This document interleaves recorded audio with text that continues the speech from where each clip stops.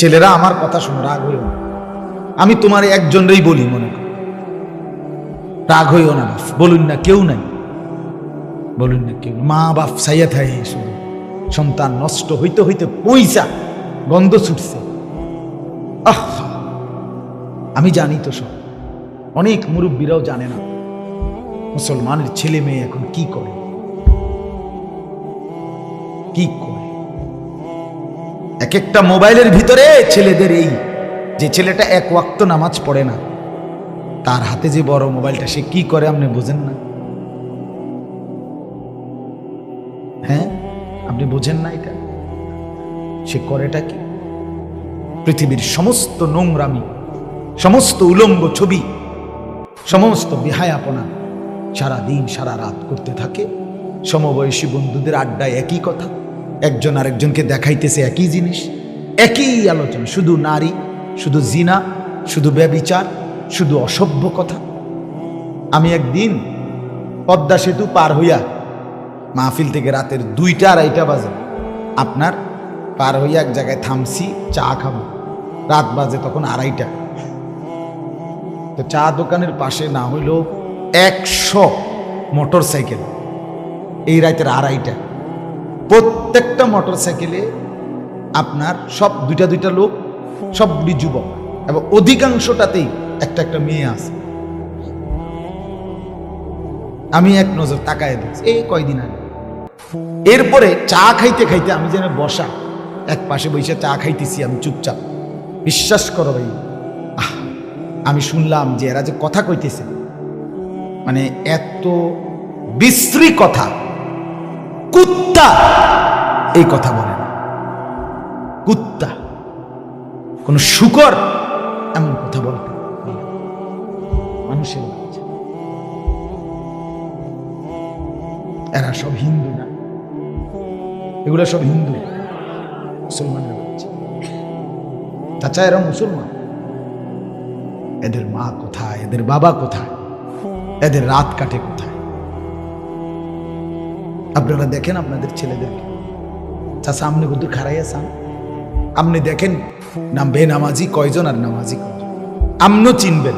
আমারে কোন এখন দায়িত্ব দেন, আমি অপদার্থ বেনামাজি ছেলেগুলো দাঁড় করাই। ইনশাআল্লাহ আমি যদি 100 জন দাঁড় করাই, 98 জন ঠিক হবে ইনশাআল্লাহ, আশা করি।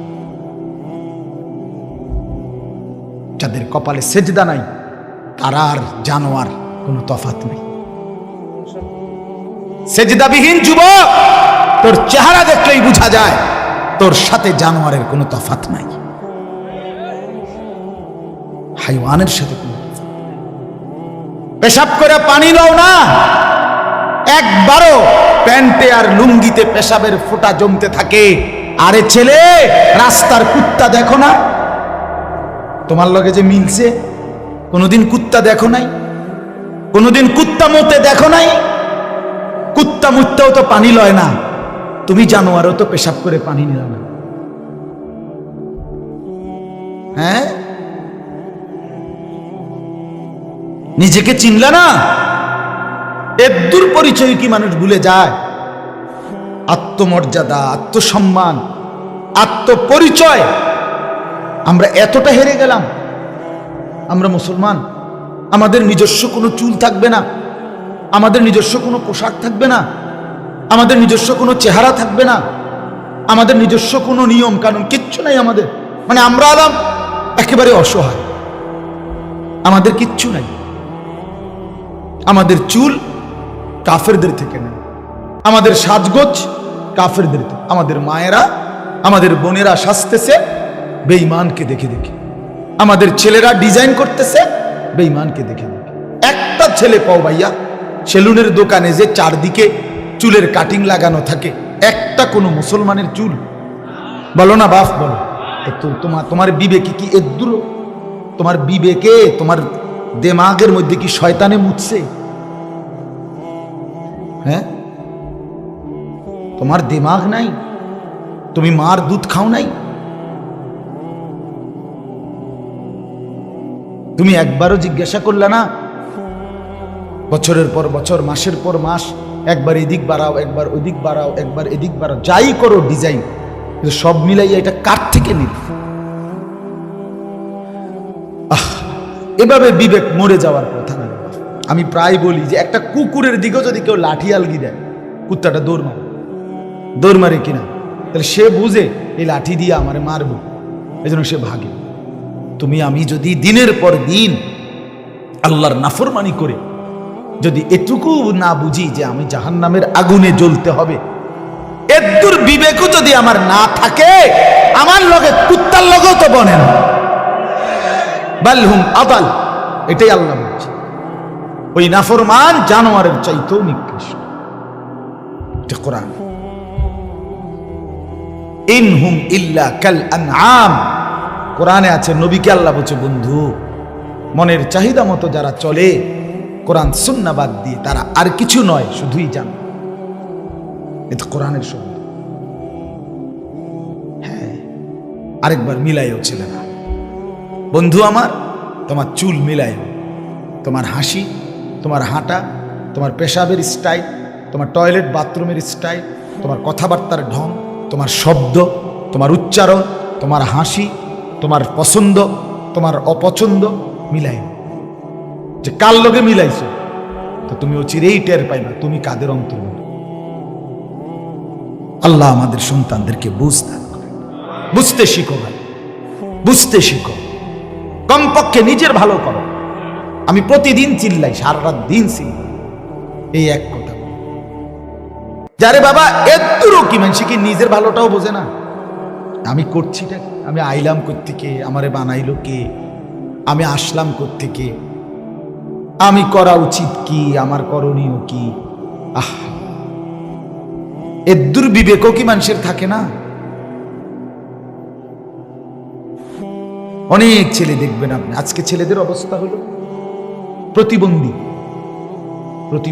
পাগল, অনেকটাই প্রতিবন্ধী, অধিকাংশ। কেন? আপনি বলবেন গুনাহের কথা তাকে, তার পাপের কথা হে হাসবে। তাহলে বোঝা গেল যে ডান বাম বোঝে না, যে ফেসাব ফানি বোঝে না, যে কর্তব্য বোঝে না, সে তো প্রতিবন্ধিতা, তো পাগল, তো মাথায় সমস্যা। আপনি বলবেন যে কিরে বেটা তুই দাঁড়াইয়া ফেসাব করো কা, হেতে হাসতে হাসতে যাইব, বুঝা গেল এটা তো প্রতিবন্ধী। হ্যাঁ, কিরে বেটা তুই নামাজের ওয়াক্ত, তুমি না মুসলমান, আসতেছো না, সে হয়তো আরেক দিকে চলে যাইতেছে। কারণ এই যে পাগল, যে এই যে প্রতিবন্ধিত, এ তার সিরা। হ্যাঁ, বাস্তবতা। না তুমি কি কোনোদিন দেখো নাই 6 মাসের বাচ্চাও তো, 6 মাস যে বাচ্চার বয়স, ওই বাচ্চাও তো রাতের 2টা বাজে পেশাব করলেও কাঁদতে শুরু করে, তার মাকে ডাকে, মা আমার হাফ প্যান্ট বদলাও, আমি পেশাবওয়ালা এই হাফ প্যান্ট নিয়ে আর থাকতে চাই। আর তুমি কেমনি পেশাবওয়ালা প্যান্ট নিয়ে কেমনে কাটাও দিন? তুমি 16 বছরের ছেলে, তোমার এই দুর্দিমাগে কুলাইল না, তো তুমি সুস্থ স্বাভাবিক ছেলেটা? বলো ভাইয়া, তোমার 16 বছর বয়স, 14 বছর বয়স, তুমি পেশাব করে হাঁটতেছো যখন, তখনও তো পেশাবের ফোঁটা পড়ে প্যান্ট। প্রত্যেকটা পুরুষের পেশাব একবারে শেষ হয় না, এটা তার শারীরিক গঠন, এটা রোগ না। কথা বোঝেন না? পুরুষের প্রস্রাবের 2-4 ফোঁটা পরে, এটা কি না? রোগ না, এটা তার শারীরিক গঠনটাই এমন। তাহলে এখন পেশাব করেই যে চেইন টান দিয়ে হাঁটা শুরু করে, তো সে তো হাঁটতে হাঁটতে মতো। এই ছাগলের বাতরান দেখে ছি ছি ছি ছি ছি ছি বেটা ছি। ভাবতে শেখো। আমি অনুরোধ করলাম, তুমি তোমাকে নিয়েই ভাবো। আমি বয়ান শেষে চলে যাবো আমার ফটো, তুমি যাই বেগা তোমার ফটো। কেউ কারোর লাগে আটকায় না। কথা বোঝেন নাই? আমি দুনিয়া পার হয়ে যাবে। আপনি আমার কথা শুনলেন না, আমারে বা কি, আমনের বা কি? কথা বুঝছেন না, পাত্তা দিলেন না, তো ওইসে কি অসুবিধা কি? আমার পথে আমি যাবো গা, আমনের পথে আপনি যাইবেন গা, এটা তো আমরাও বুঝি। আমনের লেগা আমি আটকাইয়া নাই, আমার লেগা আমনেও কি নাই, আটকাইয়া নাই। কিন্তু আখেরা তো আটকায় যায়, কবরে তো আটকাইয়া যাইবা। দুনিয়াতে আরে বন্ধু, যদি শুধু কবর আখেরাতের টেনশন হইতো তাইলেও তো কথা ছিল, আচ্ছা সেটাও ভীষণ বিপদ। কিন্তু আমাদের তো দুনিয়াতেও শান্তি, স্বস্তি, নিরাপত্তা, বেঁচে থাকার অধিকার আল্লাহর কসম আমাদের ঈমান আমলের উপরে। বললাম ভাইয়া, আমার নাম আনিস, মনে রেখো। যদি কোনোদিন মনে পড়ে এই বন্ধুর কথা, হয়তো মনেও পড়বে আমার ছোটবেলার কত কথা, আমারও তো মনে পড়ে। আমি এখন ঘাটুরা বয়ান করছি, এখান থেকে এনে আইছি। তো ঘাটুরা আমি তো দারুল আরকামের ছাত্র, আপনারা জানেন না?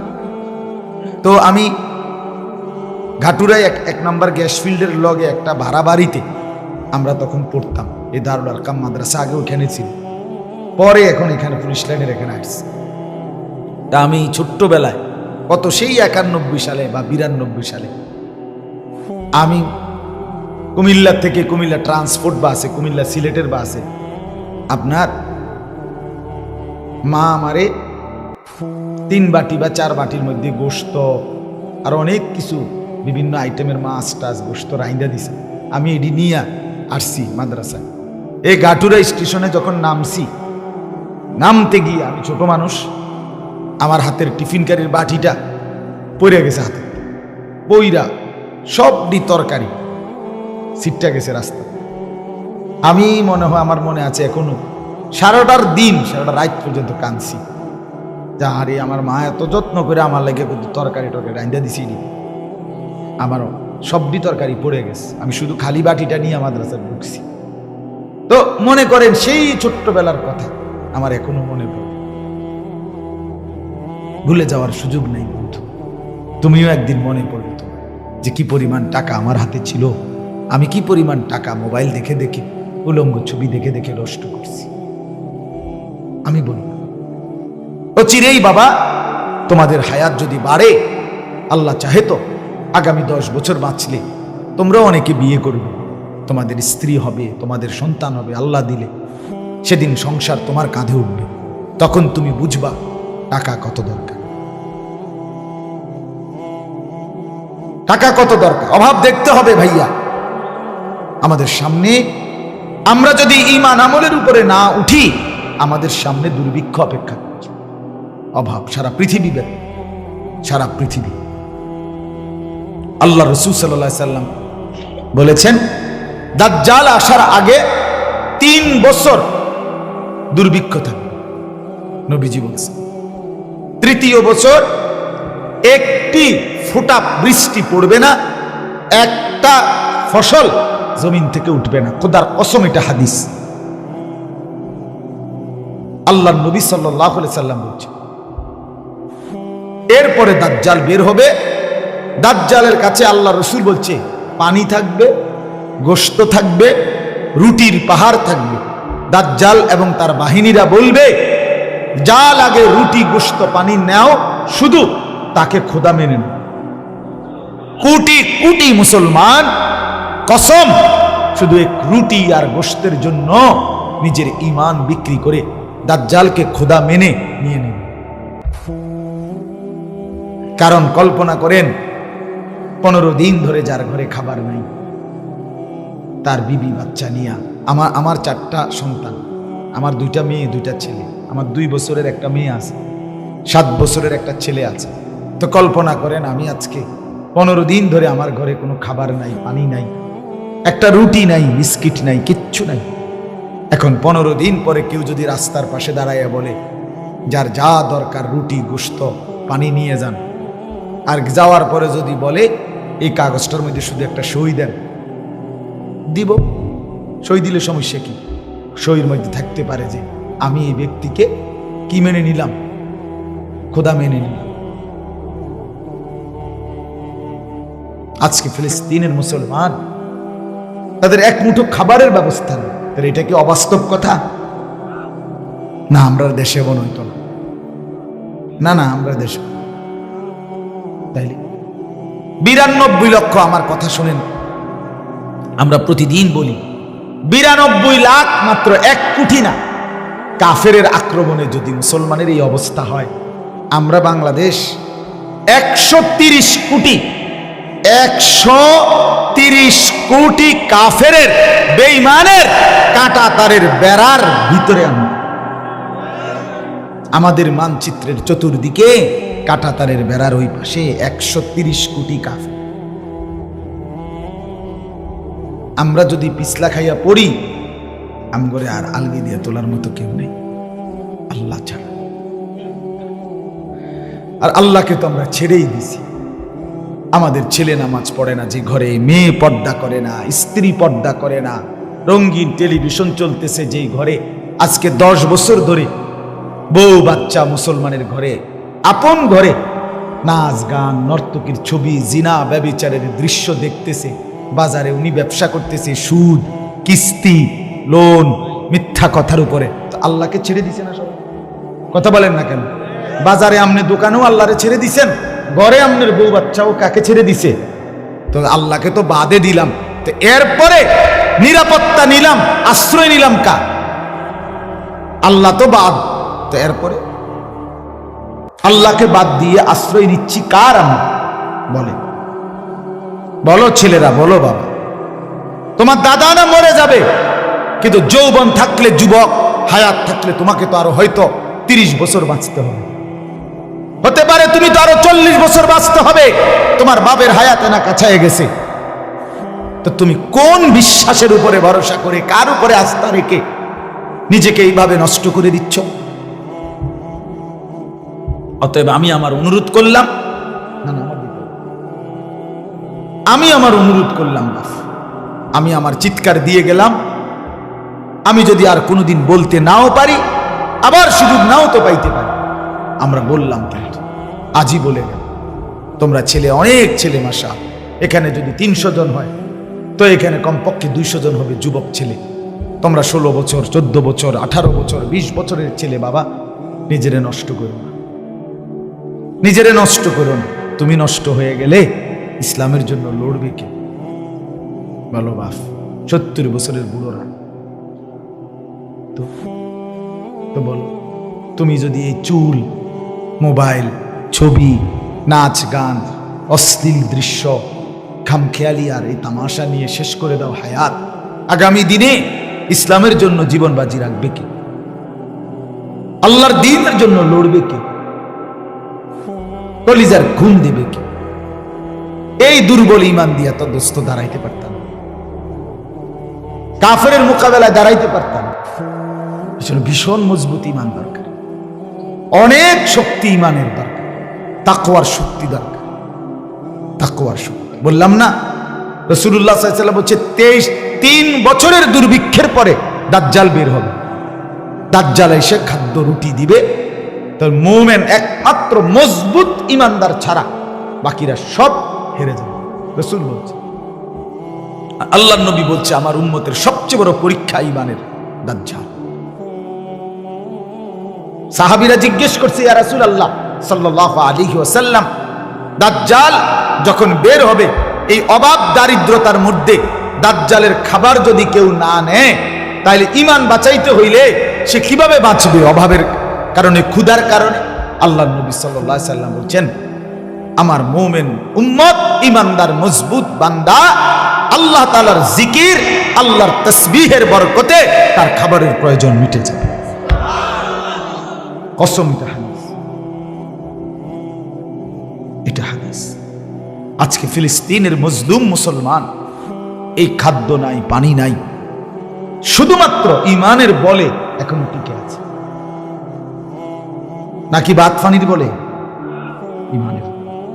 এই 1.5 মাসে সব হারাইয়া ফেলছে, কিন্তু একজন মুসলমানও তারা মুসলিম মুজাহিদদের বিরুদ্ধে কিছু বলেন, হামাসের বিরুদ্ধে কিছু বলেন, কারণ তারা আজকে 75 বছর ধরে মজলুম। একদিন 2 দিন না, 75 বছর টানা, 1948 সাল থেকে আজকের 2023 পর্যন্ত 75 বছর ধরে তারা রক্ত দিচ্ছে, জীবন দিচ্ছে মুসলমান। তারপরও আমি নিজে দেখছি, পত্রিকায় খবরের মধ্যে দেখছি, ফিলিস্তিনের এক সাংবাদিক নিজের স্ত্রী, নিজের ছেলে মেয়েদেরকে দাফন করে সবাইকে, এরপরে চোখ মুছতে মুছতে বলছে, তবু আমাদের গন্তব্য ফিলিস্তিন। মানে সব হারিয়েও ফিলিস্তিন ছাড়ব।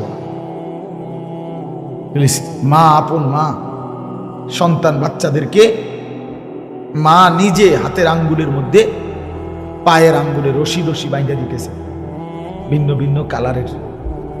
মুসলিম মাকে জিজ্ঞেস করছে, মা এরকম করছেন কেন? বলছে যে কিছুক্ষণ পরে যদি আমার সন্তান শহীদ হয়ে যায় তো লাশের সারি থেকে আমার ছেলেটাকে যেন বের করতে পারি, এজন্য চিহ্ন দিয়ে রাখছি।